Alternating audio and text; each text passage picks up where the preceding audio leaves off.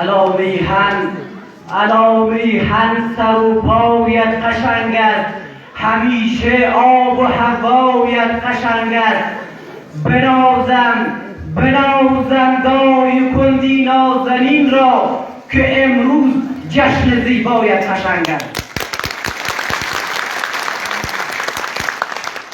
دلم پر میزند بر قله هایت، سراسر کوه و صحرایت قشنگ است. اعوذ بالله من الشیطان الرجیم. بسم الله الرحمن الرحیم. اولا سلام و ادای احترام دارم به محضر همه شما حضار نهایت گرامی، شخصیت های علمی و فرهنگی، جوانان عزیز، دانشپژوهان علم و معرفت و بصیرت و دانایی. السلام علیکم و رحمت الله و برکاته. سلام و صلوات دارم بر انبیای اعظام، مخصوصا خاتم آنان حضرت محمد مصطفی، و درود و سلام می‌فرستم بر روح شهدای مظلومان افغانستان، مخصوصا شهدای اخیر ولایتمان که در راه دفاع از ناموس و وطن جان خویش را از دست داده و شربت شهادت را نوشیدند. و جا دارد که فراغت جوانان عزیز را اولا برای خودشان و خانواده های محترمشان تبریک و تهنیت عرض نمایم. و میخواهم که چند لحظه را در رابطه با کسب علم و دانش خدمت شما ارائه سخن نمایم.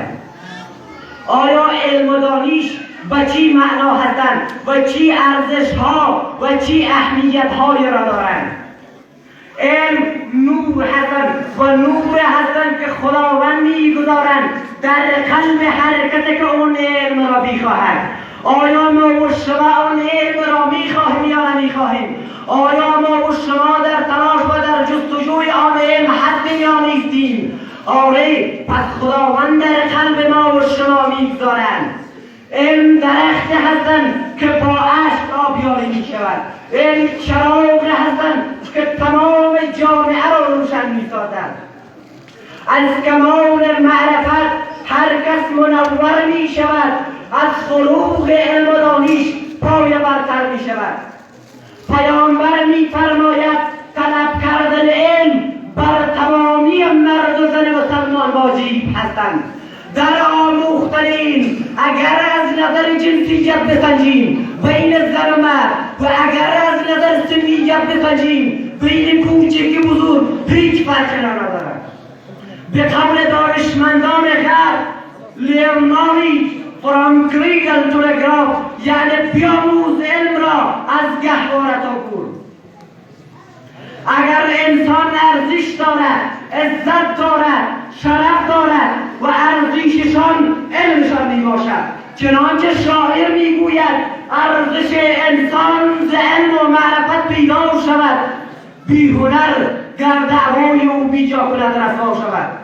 در مسیر زندگی هرگیز نمی افتد بچا با چراغ علم و دانشگر بشر بینا شود.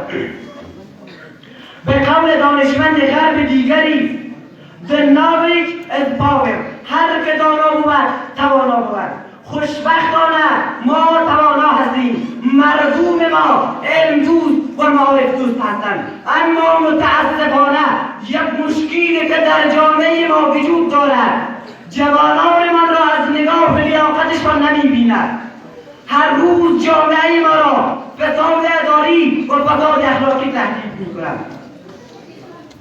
شما جوانانی که امروز فارغ شده‌اید، با زبان گویایتان مثل شیر درنده و شمشیر برنده دشمنان خونخوار افغانستان را به زمین بکوبید. آینده افغانستان در دست شما نسل جوان هستند. شما نسل جوان هستید که جامعه ما را به سر منزل مطلوب می‌رسانید. آره، ما نسل قلم هستیم. ما نسل زور نیستیم که توسط بازوی خود کار نماییم. ما دیگر در تاریخی خود نمیبینیم که پسر پدر را و پدر پسر را کشت. و دیگر نمیبینیم و دیگر نمیگوییم که اون نژاد و اون قوم هستند. ما آباد کننده وطن خود هستیم. ما به وطن خود امید بیاوریم. ما افتخار آورنده وطن خود هستیم. بنازم سرزمین را که فرزند عیار آرد، بزور و همت و بازو به میهن افتخار آرد. خجالت می کشد تاریخ از آن مزدور بیگانه، وزیر چادر و لنگی به میهن افتخار آرد.